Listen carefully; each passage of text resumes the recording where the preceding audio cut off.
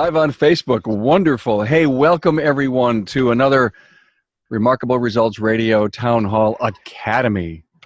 Ooh, exciting story to tell today, especially about customer maintenance. I'm so glad you signed in.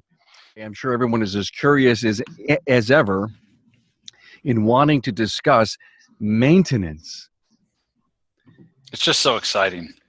Well, I send a questionnaire out for every interview that I do with a shop owner, and on it, I ask what's the split between maintenance and repair. And some of them come back and they say 60% maintenance, which means they're making some kind of forward leaps with their customers. So it's an important strategy for shops. Everyone seems to want to move in that direction. The pundits of our industry continue to tell us all that that's where we need to go, as quote unquote cars may break down less. Yet you talk to diagnosticians, man, and they're deep in rabbit holes, fixing cars with all these challenges, because it's almost like more things can go wrong. And the other really interesting piece is so many shops have loaner cars with 200 and 250,000 miles on it, for a strategical, psychological reason, I think. First of all, they want to have a low-cost loaner car program, and so they want to show. First of all, they want to be low cost for them, but they also use it to show customers that it can be done. Well, welcome everyone. Pete Rudloff, Brett Beechler, Craig Noel. Let me introduce my esteemed panel. Pete Rudloff is a technician, national automotive instructor, and advisor, a nationally published technical writer, and owner of Pete's Garage in Newark, Delaware. Pete has a passion for training and created the Delaware Training Group to bring technicians together in an environment that fosters learning. Pete's Garage has a reputation as a friend to the general automotive repair community, with more than 40 local shops calling themselves customers of Pete's. Pete is known for fixing difficult-to-fix cars and has grown into a diagnostic destination, besides also being a maintenance shop. Pete was with me in episode, I'm sorry, 123. Yes, thank you. 123. Yes, that's not hard to forget. And he was also on a few weeks back on an academy where we talked about the ASA connected cars in Detroit, and that was really, really good. It was deep. Thanks for being there, and I was with you in Detroit as well. Brett Beechler in the bottom right-hand corner has been in the automotive industry for 30 years and is third generation. Wow. Beechler's vehicle care and repair in Peoria, Illinois. He started in the family business at about 13, youngin', and then at officially age 16, he started to pump gas at the Amco station. So, I mean, you have legacy in the business. He's created a spreadsheet. This is why we're here. Brett, a lot of the subjects come from my podcast alumni, and they say, hey, we got to do a subject on maintenance. And he says, here's why. So he sends me this Google document of how he's actually put all the metrics to it to show customers. Brett, I love to find out when you show somebody that spreadsheet, a customer, what they think of it. And we're going to talk about that. So he's got this spreadsheet, and he shows the customers the difference between driving their car for 4 years and getting a new one to actually owning it for that average age in the industry of 12 and a half years. He believes it's all about maintenance. Bradley University is where he got his BS in business. He was with me in episode 199 and then came back and did a family dynamics generational interview in episode 224 with Gary Pontius Jr. and Tom Palermo.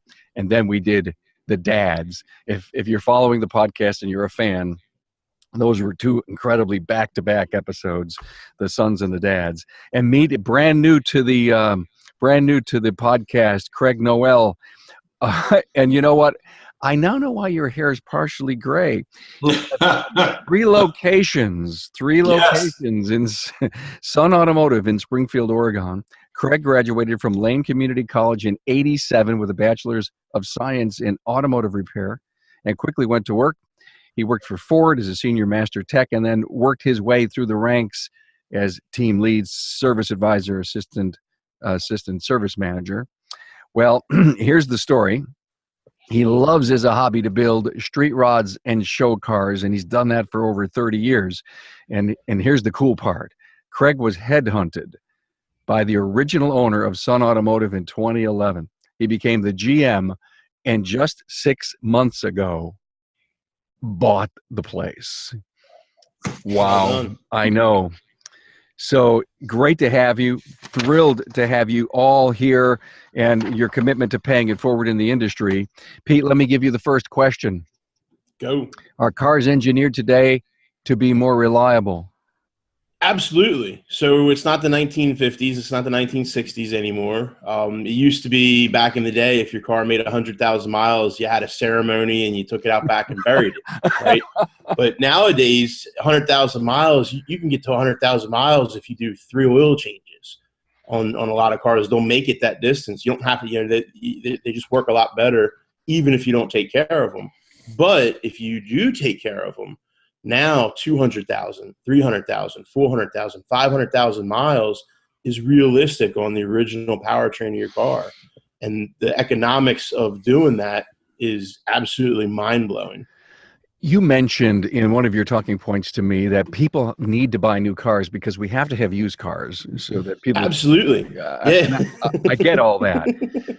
But when the customers come to you and say, Pete, I know you're telling me this thing can go and go and go, but I'm bored and I need that new fresh that new scent, that new car scent, and I want those new baubles and toys on the center stack. Do you hear a lot of that? I do, and my answer to that is great. Buy a new car. There's nothing wrong at all with buying a new car. We need used cars in our market to fix. So from an auto repair shop standpoint, it's fantastic news for us if you're going to buy a new car. Because 5 years from now, that car is going to be not a new car, and we're going to be fixing the heck out of it. So sweet spot. So go buy a new car. That's money in the bank for us down the road. We got bills to pay 5 years from now too. There's plenty of cars for us to fix today, but most people aren't going to be changing them out that fast, I think, anymore in today's society. Cars are so expensive that to go out and drop $40, $50, $60, $70, $80,000 on a replacement car every 100,000 miles. A lot of people do 100,000 miles in 4 or 5 years. So dropping that kind of coin is tough. And that's got to be the magic, Brett, to how you've helped convince your customers to keep their cars. So my next question is to you. How do we stretch the mindset of the driving population? It's pure and simple. It's education. That is, I see it in people's eyes when they come in the door. And Craig, you're a frontline guy. Pete, I'm sure you've probably been on the front line for many years. But when you sit there and you tell people, I had a guy funny thing, I had a guy walk in this morning, and he said, "Oh, I just had 150,000 miles on it, and I always buy the 3.8 GM engines from a used car standpoint." And I said, "Man, we got a customer that comes in with 2 Grand Prix that have 400 and 500,000 miles on his car," and his eyes went whoop like that. So all I did is stretch his mindset at that point to go, "Ooh, my car's been paid for 6 or 7 years. I can go 400,000 miles. You sure can. You absolutely can." So it's a front line. I always say war is won in only one way. It is ground assault. We can market this stuff. We can send out flyers. We can do social media and all this stuff. And until we're looking the customer in the eye and saying, "You can do this. You can do this. You can lower your cost per mile," I think that's when rubber meets the road. So you're the talking head here. You could say that. My point is, at the service counter or your service advisors, we have to open up that dialogue with the customer. Oh, absolutely. Absolutely. I just sent off to my graphic printer 3 questions that I want asked to our customers, and I'm going to place them at each position. And one of them is, what are your plans with the vehicle? How long do you plan on keeping the car? And that enters into a dialogue to where they go, "Well, I think I'm only going to keep it till 150. And then we come back and say, "Well, why not 250? I never really thought about it. I don't think my car can make it that long." And then that's when we go into the whole entourage of explaining, "Hey, can I help you out?" And this is about helping their long-term financial status, not about us winning. And that's what I think everybody forgets when we cannot portray very well sometimes as advisors, is we want what's in it for us. And we're truly what's in it for them to go, "Okay, if you partner with us 250, we're going to save you a lot of money." And that's the whole crux of it. And what I couldn't do the entire time is I put some of these numbers down on paper, And until you see it, and Carm, you've looked at it, Craig, I believe, has looked at my spreadsheet, until you see it, I think brains have a hard time wrapping around it. And it looks like it's a big array of numbers, but there's one stinking number it comes down to. And that's what I love about the spreadsheet. So I actually have it on my phone, being it's on a Google Doc. And anytime I'm out in public, I say, hey, let me show you something. When you're thinking about buying that brand new car, let me show you what's going on. So I love it. I'm glad I did it. Gary Pontius done a little bit of the tweaking in the spreadsheet, and I love him for that. But it is hands down what we need to be doing on the front line at all times with our customers and helping them. It's not all about us. So, okay, what drove you to sit down, create the formulas, think of every component here from license and fuel, depreciation? Was it just, did you have that mathematical side to you? I believe I do. I have taught and continue to teach car care clinics. And I've always known, and I've read AAA and all these numbers that come out. And one of the numbers that came up one time was $100,000 over the life of cars. I'm like, I want to be able to teach the people that are in my class, where does that $100,000 come from? So I sat down one night and I just said, that's it. I'm sitting down with my spreadsheet. I'm going to build all this stuff and throw it in there.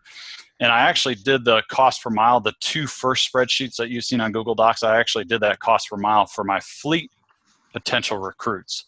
Because what are fleets about? Their guys that are in charge of their fleet are in charge of reducing the cost per mile, period.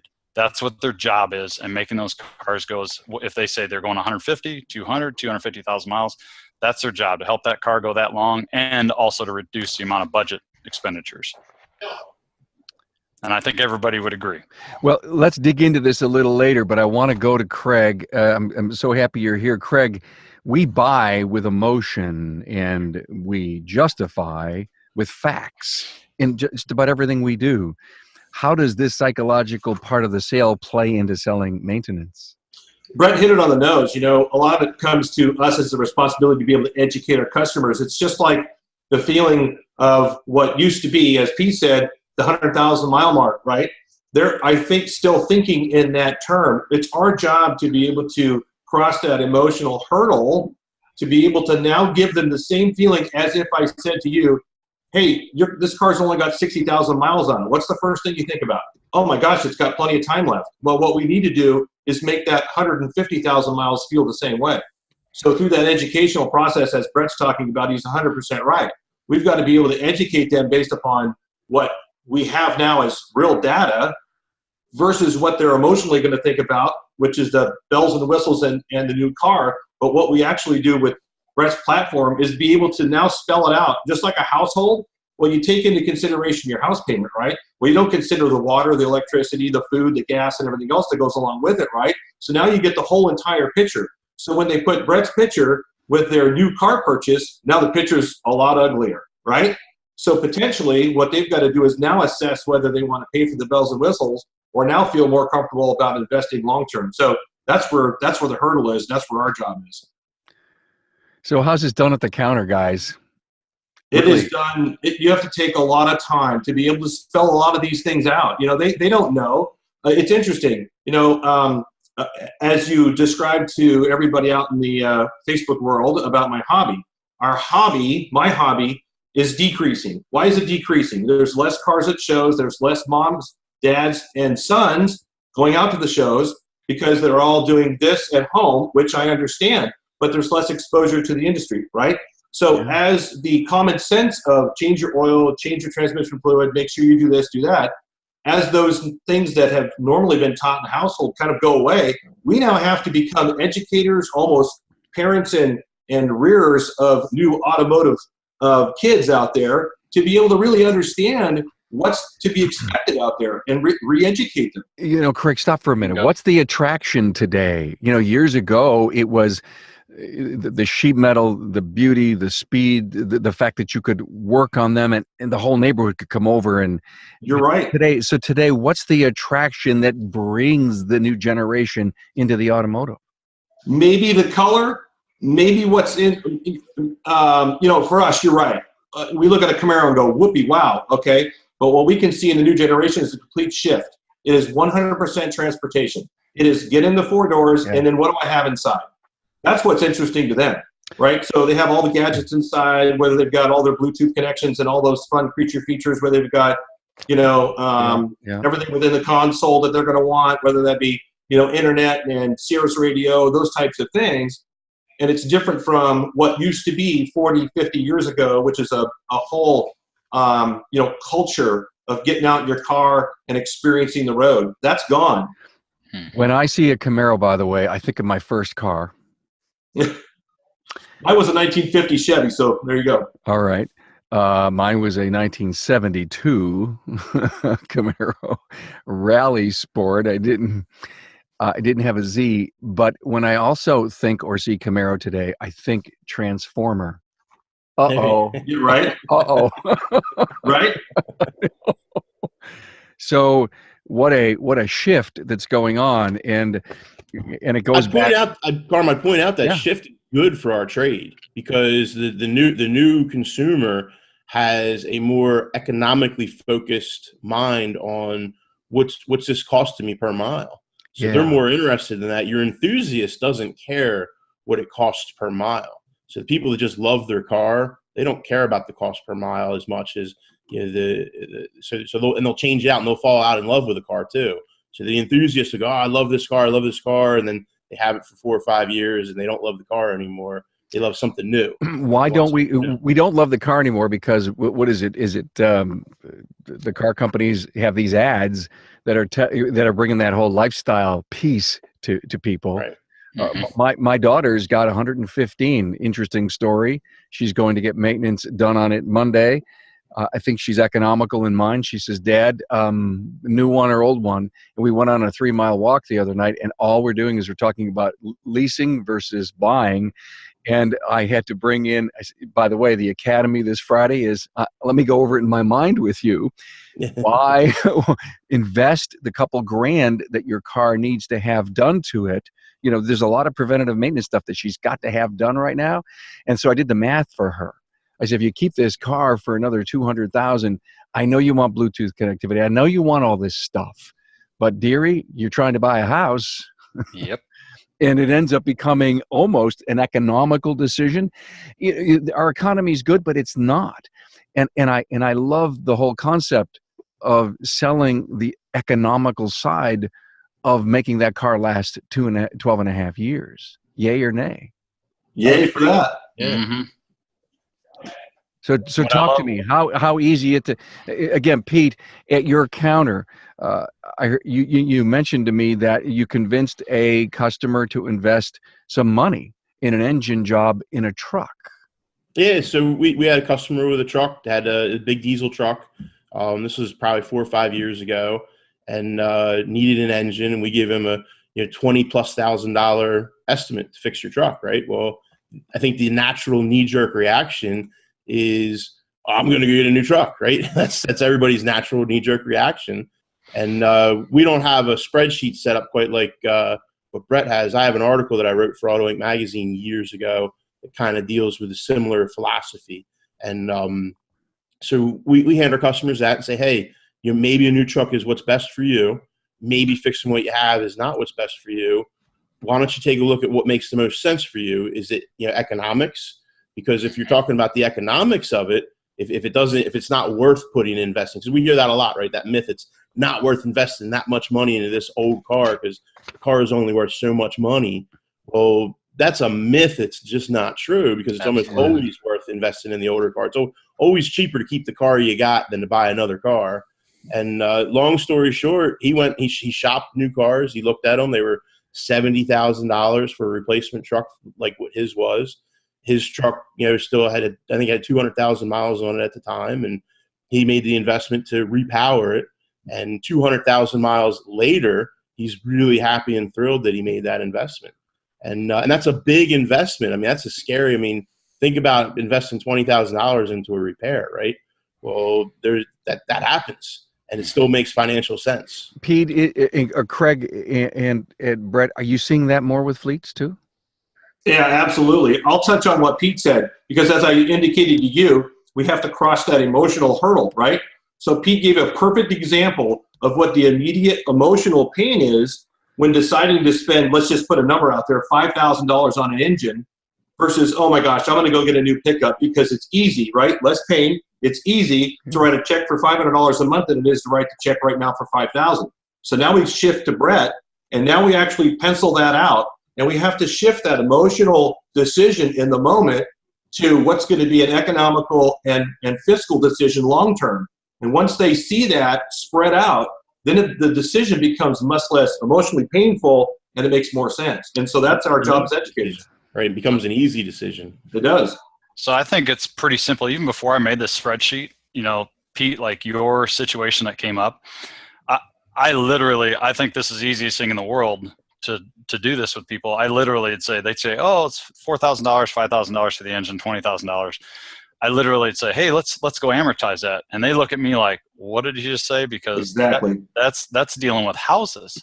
I'm like, let's do this over 2 years time. Let's shrink the window way down. We could spread it over 5 years if we want. Let's do it over 2 years time, and it's $175 a month. What's your car payment going to be if you take on a new car? Well, it'll be like $475. And I'm like, you know, $300 difference every month. Do the math. But they're going to argue with you about leasing. I've run the numbers on leasing. It's bad. And here's the whole crux of it. It's bad. It boils down to cost per mile to operate the car, period. You know, my brother got into a situation where he got into a lease, and he's very well off, and he wanted a temporary situation with the car, and he didn't want the sales aspect of it. It was like 60% more per mile to run that car versus going the other route of buying it and selling, even buying brand new. I mean, they've got this stuff figured out. The sellers, the leasers, the leasees, they've got all this stuff figured out. They've got these numbers figured out, and it is never an advantage to go lease unless you're in a situation where you don't want to deal with anything, and you start renting the car and you give it back. You just afford it, right? Yeah, if you could just afford it, you got that much money that, hey, yeah, it's right, doesn't matter. And I say that about new cars. I think I'm not telling people in my spreadsheet, don't buy new cars. I am not saying that. There is a sector, and I'm a Dave Ramsey guy. There's a sector of the demographic of our population that can absolutely afford to, and as Dave Ramsey says, it's a percentage of income. If you can go out and write the check, by all means, go do it. I am not saying that's a bad thing, but I see these people that come in my door, and one of my techs had this masterful statement that he says statements to me all the time. They're one-liners, and he said, Brett, you need to accept, and this was years ago, that most people think they're going to have a car payment the rest of their life. And I looked at him and I said, I agree with you, but I don't. And I'm going to beat that strategy, because I'm going to teach people that doing it this way is going to kick your rear end in the long run financially. And you're going to get to the end of your life. You're not going to have any retirement. I mean, there are major things that happen when you make these knee-jerk, as Carm, you say, emotional decisions that affect somebody the rest of their life. And I think the average consumer can't afford to go out and buy a new car and trade it off in 60,000 miles. That's the exact reason why I built this thing. When I just listened to you, I thought of the easy button. Mm-hmm. And you mentioned that, Craig. It's just too darn easy to go write the check and not worry. But aren't we that relationship manager? Aren't we really the easy button for our customer? We have to be. We are. You know, the tough part is, and we'll go back to the emotional part again, our industry, which is interesting, is not like any of anything else out there in the country. So let's just put it in simple terms. I tell this to my customers, my employees as well. People who go to Best Buy, there's a little prompt for Best Buy. You go to Best Buy to buy a big screen TV. Great. $800 later, woohoo, we get to go home, plug it in, watch the game. We get some reward from it, right? So for us in our industry, the second they run through the door, it's an immediate, well, we know they have to, relinquish their paycheck to be able to get their key, just to be able to do the same thing over again. There's no emotional reward to it. So when you go back to the whole purchase aspect of it, it's the same thing. There's no reward, and we've got to break them of what the initial reaction is to buying that new bell and whistle over that repair, so they understand really what is the real pain versus the long-term relief. And I call Brett's spreadsheet brilliant, by the way, but it's long-term relief. Guys, I have so many things going through my mind. We don't have enough time on this call to think about you saying that there is a reward for the TV, but there's no reward if you got the car fixed. In fact, No short term reward. It's a silent reward, I call it. Yeah, exactly. But the feel good comes from us as educators in the business. And if we do our job correctly, as Brett does, as I attempt to do every day, I'm sure Pete does, our job is to be able to explain all that. Information is power. And if we empower them, they'll feel better about that decision. And if we don't, then I think we failed them, and that's not fair for them long term. And we talk about that. We want them to have a great life. Yeah. Safe life. You know, Craig, that's what I was thinking when you were going through that just a few minutes ago. I was thinking of the value of the service advisor and how that transaction's closed out and how they left my state of mind when I got behind that wheel and spent $1,000 on the car, realizing this is my world, this is my life, this is my transportation, this is my lifestyle, this gets me to places, it lets me earn my check, it gives me freedom. Absolutely. All of those things you could classify them in an emotional category, if you will, but that's the reward is you keep going. That is correct. It's an interesting shift right now. I can't speak to Brett or Pete, but right now I've been seeing over the last probably 3 to 6 months a shift between people finally making that decision, as Brett says, to maybe stepping up and buying that new car. And I see that going on. I haven't seen it for a couple of years. And so that's a good thing because they can go ahead and do that. But again, if we just stay in tune with that emotion and start to talk to them about that long-term investment, as Brett would call it, I think we're good educators and we're going to serve the public well. Okay, Brett, we got to get into this a little bit. I know. Okay. People can't see this, but can you give us just a few highlights? I mean, what are the input? Just a very few input fields for you to end up coming up with. The example that I have in front of me shows a lifetime driving gap or a delta of $124,000 saved in the instance of. I forgot. I just don't know the vehicle. This could have been the Malibu. I don't remember. It was a Chevy Impala, simple vehicle. A large number of them are driven. I actually took that spreadsheet and I had 6 kids from a local Christian school that came in for kind of like a mini messer for 1 week. All right. And I taught these numbers. I said, hey guys, give me your dream cars. And I slapped on all these exotic cars and trucks, guys in their trucks. And like Pete was saying, that one guy's replacement truck was $70,000. One of the kids picked like an $86,000 Chevy Duramax. And I laid the numbers in front of him and he's like, oh, I don't think I want to do that. And my magic question always is, hey, how many hours you got to work to pay for that thing? And I say that to kids when they're young and they got very low earning potential. They go, oh my gosh, I'm going to have to work like 7 years to pay for this one vehicle. Okay, maybe I won't do that. So to give you the 10,000 foot overview of this, I essentially took 2 vehicles and I compared them side by side. I took one vehicle, an Impala, and I took that habit of somebody purchasing a new car, brand new, and trading it at $60,000.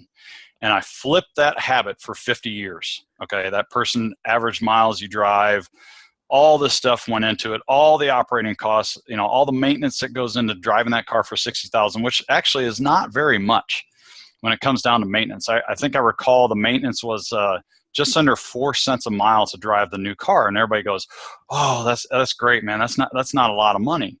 And then I flipped it to the habit of somebody buying a car, which we encourage here, most people, buying a car at $60,000 and keeping it until $250,000 or more. I just picked those 2 raw numbers, and you can play with these numbers all you want. So I took all those numbers and all the repairs and everything that added up, and it came to about 7 to 10 cents per mile. I'm going, all right, well, if I extract this out, and that one spreadsheet you have in your hand, Carm, essentially Gary and I built this together. And it's really cool because I can share this with anybody on the program if they want to email. I have no problem with it. I don't want to hide it. It's not exclusive. I'll share it in a Google Doc or a Google Sheet is what it's called. But I take these 2 habits over 50 years' time, and I implement how much gas is per gallon, how many miles per gallon you're getting, I throw in repair costs, like extra repair costs. You know, you might get a car in there like a PT Cruiser, which I would never advise anybody to buy. Sorry, Chrysler. And those repair costs go way up, and that number may shrink from 124,000 down to 60, for example. I'm just throwing that out as off the cuff. So the biggest hit I found in all of this habits is, and the four of us know this on this panel, is the depreciation expense is absolutely just, it's like blowing money out the rear end. You lose so much stinking money in the first 4 years. The average, I saw this play a couple months ago, the average new car loses 60% of its value. So that means if you buy a car for $34,000, in 4 years it's worth $13,600. Could you imagine us buying our house for $100,000 and it being worth $40,000 in 4 years? No one would ever invest in something like that, ever. So as the old adage goes, houses appreciate, cars depreciate. What I'm trying to encourage people to do is hang on to that car as long as you can, and this number dwindles way down. So we're big advocates. I've never bought a new car in my life. I'm 46 years old. I've never bought a new car in my life. My dad, who's basically the mentor, the teacher behind all these numbers with me, bought his first new car at age 67. And he knows numbers. Now, the guy at that age can write a check, and here you go. It's percentage of income. It's percentage of net worth. Here you go. Mind you, it was a Honda Fit. It wasn't like it was a $80 Chevy Duramax, but it was a brand new car he's going to keep for 300,000 miles, and he's going to follow the maintenance schedule, and his depreciation schedule is not going to be as immense as somebody going 0 to 60. So I took all these numbers and I threw them in there, and I came up with this one savings over a lifetime. So this is my most favorite spreadsheet to show customers, because their eyes literally get this big around when they're looking at this going, no, that's not possible. And I said, yes, it is. I can put it in concrete numbers. It is absolutely possible. Well, maybe I can throw in more repair costs in this spreadsheet. Okay, all right, you're going to spend $4,000 over life instead of, $1,000, whatever the case may be. And we can play with these numbers all you want, but it's still going to be a monstrous number at the end of 50 years. Is this stuff hard to get across to your customer? Not when you put it in a simple form like that. I've shared with a number of customers so they can go sit down at night when their brain's not buzzing at 100 miles an hour and go look at it and go, oh my goodness, he's right. He's absolutely right. It pays to invest in my car to keep it long term. He's not just looking out for his business. He's not just looking out for himself. I look at that 124,000 and say you got 3 kids. That's an investment for one of the kids' college fund. And you got 3 or 4 cars in a family, and you take that habit and you have that habit for life, and you've already funded your college fund for all your kids, whatever you want. Or your VOTEC school too. Thank you. Include that in there. Let's not forget. You're absolutely right. Retention. It seems like it is. It's almost a hook to your shop, Pete. And if you can get a customer that ingrained into understanding that you've done the math for him, that's almost a life. I know it's tough to have lifetime customers because they can still vote any way they want if they don't have a good experience with you. But they would always think about what Pete always wants to, the good Pete always wants to have for me in my vehicle. Absolutely. Yeah. I mean, our customers, they know that we're out for their best interest and our best interest. It's a win-win-win is what I like to call it. We're going to fix your car really well, keep your car on the road for a long time, keep the breakdowns to a minimum. When you do break down, we're going to be there. We're going to be a phone call away, a text message away, email away to get you back up and running quickly. Our customers generally are long-term customers. We have cars, we've been in business for 18 years now. I have cars that we have been working on since 18 years ago, and we still have that same car is still on the road and still going strong, and the customer is happy as can be, and it becomes a point of pride for people when their car gets 350, 420, 580,000 miles on their car. It's a source of pride for them. And it's even easier for them to write the check when it comes time to fix it because they have this history now of, well, I've already got 500,000 miles on it. Why wouldn't I just keep going? The car does everything I need. It suits me well. It's clean. It's comfortable. It drives great. I take it to Florida if I wanted to. And, so they have a real good high comfort of it. And I don't have the hassle of going to find a new car. Now think about that, Carm. Think about what Brett just said in one sentence about how the customer is going to take numbers and he's going to take that information and immediately switch from saying, oh, it's not about your shop, it's about me. Oh, he's my advocate. Now all of a sudden the emotion switchbacks from a negative to a positive as they start going towards higher mileage. And what did Pete just say? Now they feel happy to write the check because they know long-term what they're doing for themselves. It's not about us. It's about them. Yeah, it's amazing. You're filling up their emotional bank account, but you're also filling up their bank. Real dollars. And you could say, listen, here's what we've saved you so far. Wouldn't it be cool to have a spreadsheet on a car when they committed to do this? You say, okay, let's go this day forward and add another line to this spreadsheet as to how many dollars that they're literally saving, everything in aggregate, depreciation and everything. And say, well, it's time for $2,000, but listen, you got 12 in there. You got 12 in the bank you didn't even know you had, but it's there. I bet it's in your savings account. I had a customer one time. It was almost 20 years ago. And at that time he said to me, he goes, Brett, I put in $50 a month into an account. I don't even pay attention to it. That's my car account. And this was 18, 20 years ago. And now I think that number's up to $75 or $100. And that's what every person needs to be doing. It's accruing money and just writing a check when things happen, when maintenance comes up on their cars. I look at that $100 versus $300, $400, $500 in a car payment, and to me it's a no-brainer. But we work in the trenches every day. We see these numbers every day, and we all want to get frustrated and say, "Can't you see that?" I always say that as a leader that I shouldn't be saying this verbally. Can't you see that? And I never say that anymore. Can't you see that? I mean, can't you see that?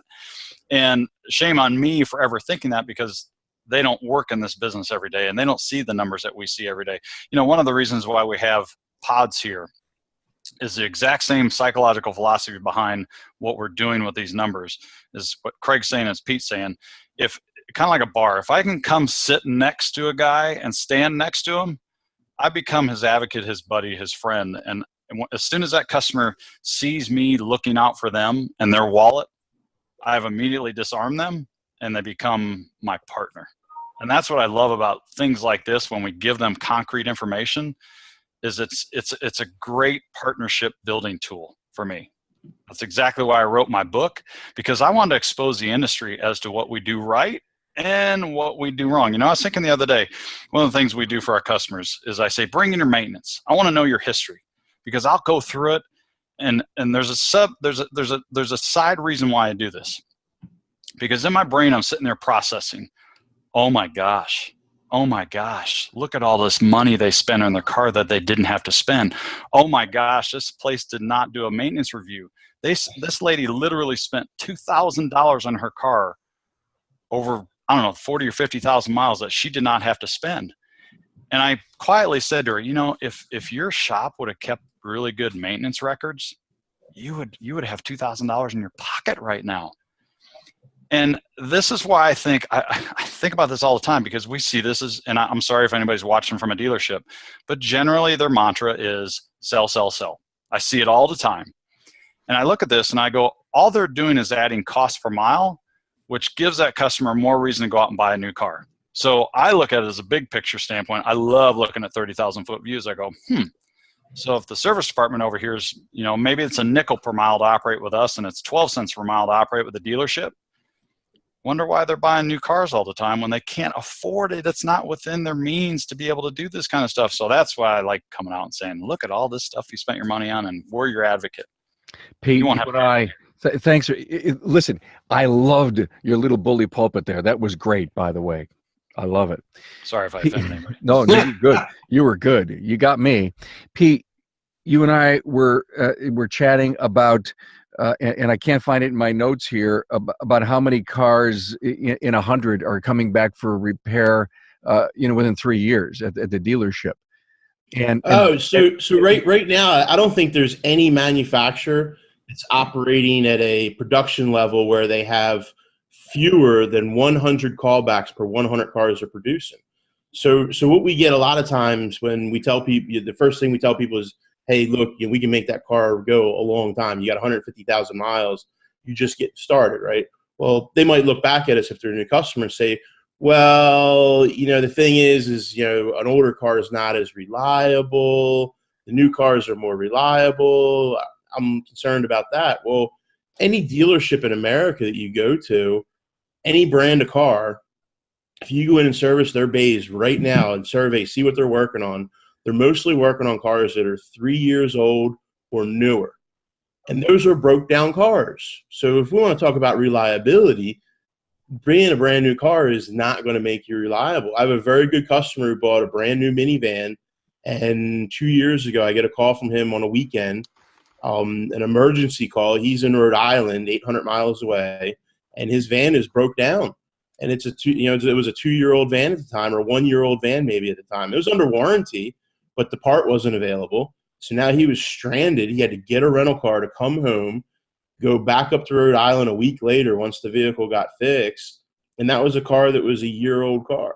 So reliability is pretty much equal from a 10-year-old car that's well-maintained and taken care of by a professional shop versus a brand new car with 10 miles off the showroom floor. Either one of them should be very, very reliable, and both of them have the potential for breakdown. So it's a total myth that a older car is not as reliable as a newer car.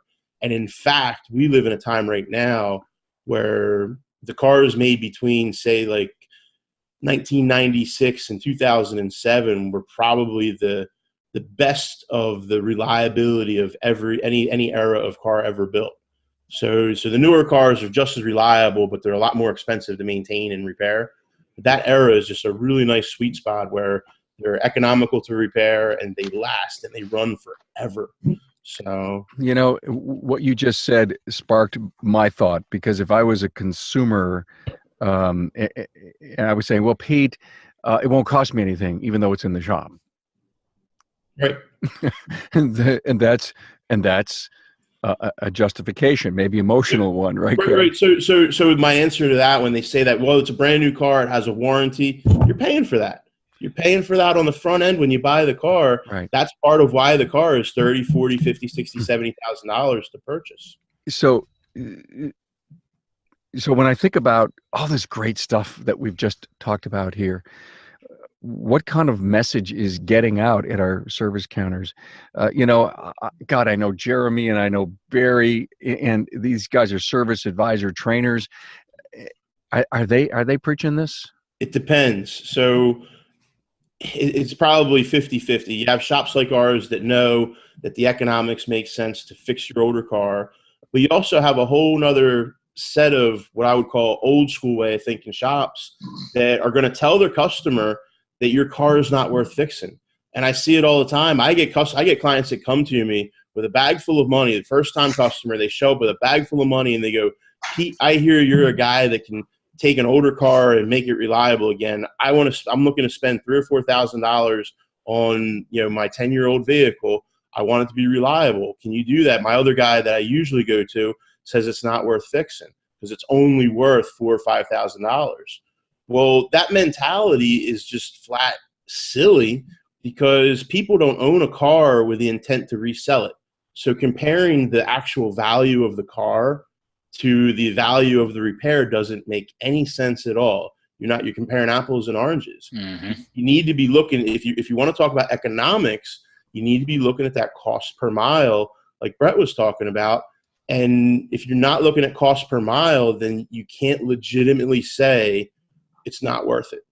The only way you can get to it's not worth it is if you can make the cost per mile so much, you start getting to where you're, 60, 70, 80 cents per mile. Now we can start legitimately talking about it's not worth it, but it's really, really hard to get there. Carm, I can chime in on that one. I can tell you that that comes from two separate schools of thought. Well, let's separate the fact that, yeah, there are cars out there where we all 100% would agree that the investing of that car isn't worth it. Okay, hands down, that's an easy one. However, I can tell you that I would bet you to say 90% of those people behind the counter, the advisors or shop owners, technicians, advisors, whoever may be in that seat, are making a decision not based upon the customer's needs, but based upon what they would do. And that's a different, complete aspect and viewpoint because they have the ability, the technology, and the cost differential for themselves on what it would cost to repair that car. For them, they would say, well, I'm not going to put that much money into that car because I could do it a different way. See, they need to be thinking about it from the customer's perspective, and therefore, here we go. Now we are the advocate for them based upon Brett's tool. You see the difference? Oh, yeah. Yeah. Good stuff, guys. Listen, go ahead, Brett. I think it's pretty simple. I always throw this at my customer. What's your replacement costs? You know, in Illinois, to re-register a car, it's $220. You got to go out and do a pre-purchase inspection for $100 with us. You know, you got to throw all these numbers at them and go, it's not just, oh, I'm going to just throw the keys at somebody. You know, I did research one time to trade a car in. Generally, a dealership, rightfully so, charges $1,500 to $2,000. You ever look at the trade-in value versus private party value? There's a chunk of change there lost. So back to Pete's point, you just start throwing numbers at them and saying, you know, here's the deal. If the frame's not rusted and the body's not rusted, it's generally worth investing the money in it to keep it a longer period of time. And it boils down to cost per mile. We try to keep it as simple as possible, because if I don't keep it simple for my advisors, they're not going to do it. They're not. Right. So in this example that you sent me, 61 cents versus 44. And even though some of the factors are up in the long-term aggregate, it's much more economical. Wow. I'm going to give you the last word here in a minute. We could go on and on and on, but I think we have the pure essence of what this was about. I can't thank you guys enough. By the way, we're releasing every academy. This is our 20th.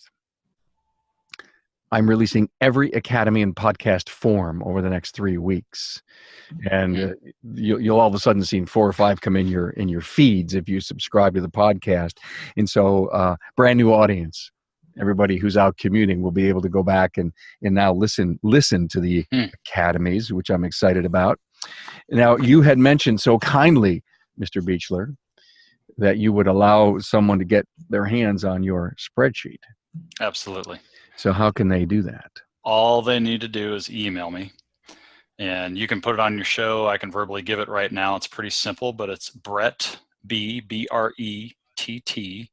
B as in boy, at Beechlers, our company name, BEACHLERS.com. Brett B at Beechlers.com. So they email me. Brett B at Beechlers.com. Correct. Cool. And just like a sand beach, the same spelling. Yeah. But I've shared it with quite a few people around the country. You know, Jude Larson's got it. Jeremy's got it. You know, somebody told me one time, why don't you charge for that? And I go, why? I've taken so much from this industry. Why would I charge to give something as simple as this back? I mean, it doesn't make sense, because we're all in this together. And I think we're all in this as independents to really go against that whole colossal billions of dollar marketing mindset that, hey, you could have this new car too. It's such a deceiving business model. It just makes me seethe a little bit over the whole deal, because the average American cannot afford to go out and buy a new car. And the biggest deal is the massive depreciation that comes off of a car. Boy, it is so amazing. And, you know, depreciation is what's called a non-cash expense if you're talking to an accountant. Exactly. And it's a concept that's very difficult to get across to many people. Thank you very much for being here, guys. I'm going to go around the room and give you all the last word. Pete, what would you be saying to someone, a shop owner, a service advisor who needs to get this leap going, this engaged in their business? Number one, you got to just accept and buy in. They need to buy in themselves that economically it makes sense. Number two, prove it. You know, put those loaner cars out there that have 200,000 miles on them. And when our customers bring our loaner car back, they go, "Oh my God, that rides so good!" Right? You know, it's got road force tires and no creaks in the suspension. We put premium brakes on it so that we don't know squeals when it stops. They can bring our loaner cars back and absolutely love them. And number three, if your customer wants to buy a new car, smile. It's okay if they buy a new car, because eventually you'll be working on that car. Mm-hmm. And that's guaranteed work 5 years from now. So it's okay. Now, if all of them are doing that, then you're doing something wrong, because you're not explaining yourself well enough. But occasionally you're still going to get a customer who says, you know what, Pete, it's just time. I'm ready for a new car. I want a new car. That's the best reason for anybody to buy a new car, is that they want it and they can afford it. Thank you, Pete. It was a hoot as always. Always. Craig? Yes, sir. I'm going to just say that I know Brett very well. And I could say probably Pete's going to feel the same way. We deal with trying to overcome the stereotype of what a repair facility or shop really is. And I think through proper education, really getting in touch with our customers with the tool that Brett has, we begin to shift that perception. And that's what drives me, that's what drives Brett, because we are their advocate, we're not the enemy. So in the end, we truly are out for them. Great point. The world should hear that. Brett? I mean, we've pretty much have hashed this up, down, left, and right. Okay. What we all need to remember as shop owners is it's a daily thing that we got to keep pounding into our people that work with us and the customers, because we have all this stuff in our head, and we've got to be able to get it out and communicate it to the peeps out there that are funding our paychecks. And I think that's the hardest part in what we do in our business is we can tell hundreds of people. We need to tell thousands of people. I tell people I don't even know. I'll come across people in board meetings and things like that. I'm like, hey, have you ever seen this? And they're like, oh, I've never seen that before. I absolutely think it's a tool that anyone can use, and I did my best to keep it super simple, because quite frankly, you might think I'm smart, but I don't think I'm a genius. I think I have the ability to be a Picasso and paint this picture to the average ordinary person that we can't afford. I mean, quite frankly, between what I do and everything, I've got 2 cars. One's got 220, one's got 230 on it. And I hate car payments. I literally don't like them. I make car payments to myself. I'm writing a check for the next car when I buy it, and that's all there is to it. Everybody looks at me as a business owner like, oh, I bet you buy brand new cars. The old misnomer of, oh, you can buy a new car and write it off. And I'm like, you still have to pay for it. It blows my mind that people write it off. Yeah, the old write it off ploy. It's amazing, but the average person thinks like that, so that's why they go out and sign themselves up for car payments. Yeah, you got to make it to spend it, don't you? But write it off. Make it to spend it. But write it off. I understand. Write it off. By the way, you didn't think you had a good summary, but that was really good. Thank you so much. Okay. It was really good. Hey, thank you, Pete, Craig, Brett, for being here. Appreciate it. My pleasure. Great academy. Thanks, guys.